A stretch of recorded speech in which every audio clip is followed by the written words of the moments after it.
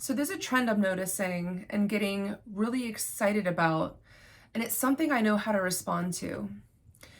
In the past year, and I want you to ask yourself this as you're listening, but in the past year, have you noticed that there is this calling and there's this shift in you to walk away from shit that no longer belongs to you, right? And what I'm talking about is, that you're walking away from toxic friendships, you're walking away from the lack of boundaries with family members. You're walking away from dusty fucking men and women who don't know how to show up appropriately in a relationship, who, for the most part, have a fully developed frontal cortex but still can't make themselves emotionally available, right? We can all do the work, y'all. But maybe you're also walking away from toxic coping mechanisms that, that you used to do, whether it's, drinking, overeating, lack of eating, obsessive and compulsive behaviors, stuff that feels like it's a punishment. Have you navigated your grief in the past year where you realize that grief is a way of holding on to a memory, but kind of milking it to make it a part of your identity, right? When it goes into the toxic space. I'm not saying grief is toxic, but have you noticed that sometimes you can kind of ride your grief like a pony? And have you stepped away from that in the past year? If any of these things align with you, that you want to take something that you've done out of lack and make it into a place of power, I want you to pay attention to it, because it's something that last night I was out with a bunch of friends and they're like wonderful, powerful feminines. And I noticed that like two of them out of the group had like left a really toxic, emotionally unavailable person in the past couple months, that they're growing themselves and they're asking like, why am I repeating the same pattern? And also they're looking at their other like behaviors in life and they're asking themselves, where does this come from? And does it still belong to me, right? And I just like was like laughing to myself because I'm like, this is a bigger thing that I'm seeing with people. And it's like, not just my clients, which I'm excited when I see my clients spiritually grow, but it's like friends, I'm seeing a lot of people who are like my friend family coming into this awareness. And then they're there, right? So here we are. And if you've done the work in the past year, you're going to notice that you have this really big, expansive void in front of you. And you don't want to know what to do with it. You're like, okay, well, I've got this like void of energy. And it's like, here's all the shit that I used to fill it up with. And this is beautiful bowl that is here. And I can see the bottom of it finally. But I'm like, what the fuck do I do with that bowl? Okay. And I love it when people get to that point. I've been there myself, where I'm like, okay, like, what do I put inside the bowl now? And that is when you come into what I call like a spiritual evolution, or like renaissance, if you will, where you're finally realizing that all the things that you've been packing into your life that are like keeping you busy mentally and emotionally, like that don't belong to you, when you get rid of them, you're like, what do I do with all this time and energy? And that's where I want to help you with, essentially.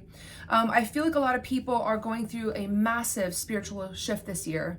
And I feel like a lot of people are going to feel like they need to get in touch with like that deeper side. It's like once you clear out the shit from your spirit and from your higher self, mostly, because souls don't really collect a lot of, like, souls collect karma, but it's more so you're actually, when you do like the house cleaning, it affects more of your higher self, which is your divine feminine, your intuition, your inner child, like that space up there. And that space follows you from life to life to life, reincarnation, right? It like follows you as you move forward.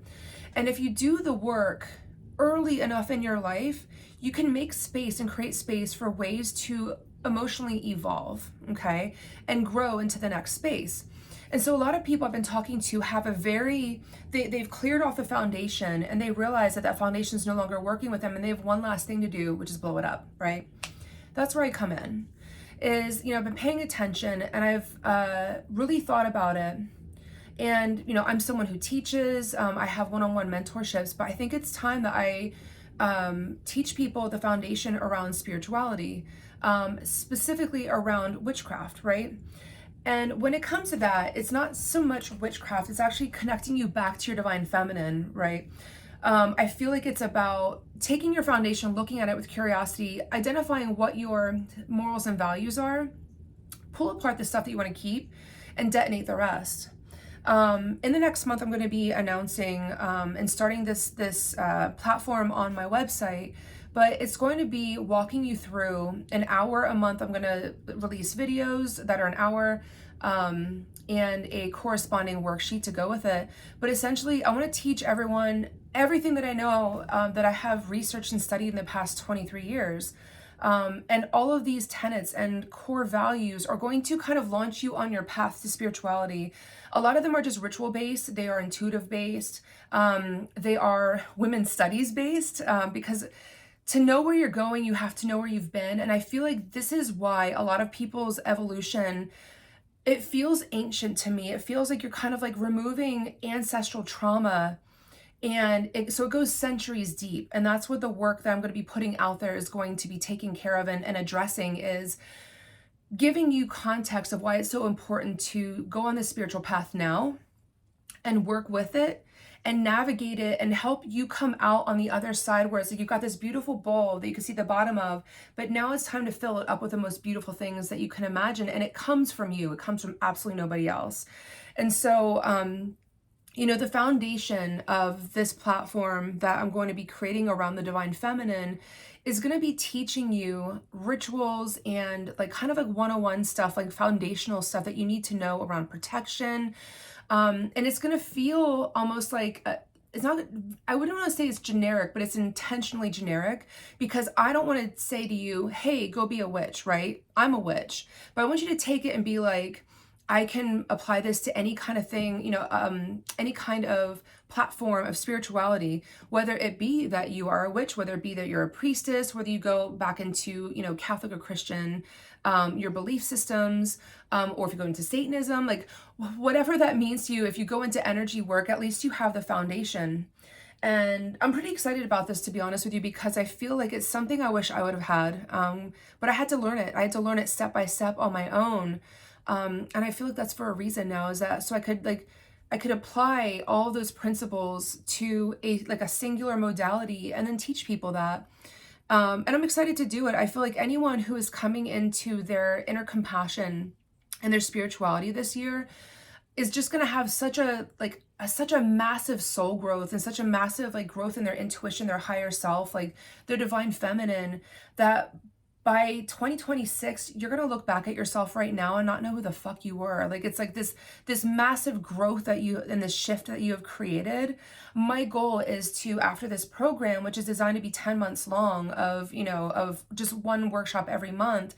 And I will admit, I will be doing some in-person workshops, probably at Raven and Crone likely as well, teaching just about the wounds of the witch wound and also the divine feminine wound. I feel like we need to come into awareness of ourselves and have a deeper understanding of who we are, and understand the steps and the path that the women before us have walked, for us to fully come into our own, and for us to appreciate the path that we have created for ourselves. So I'm excited. Keep your eyes open. I'm going to be announcing the first workshop in the next month, and then I'm going to be announcing my first in-person workshop that I'll be doing as well at Raven and Crone. Thanks, and keep doing the hard work, because it's really, shadow work, therapy, all those things that you guys are doing out there. I just want you to know that you're seen, and that kudos to you for doing it. Take care.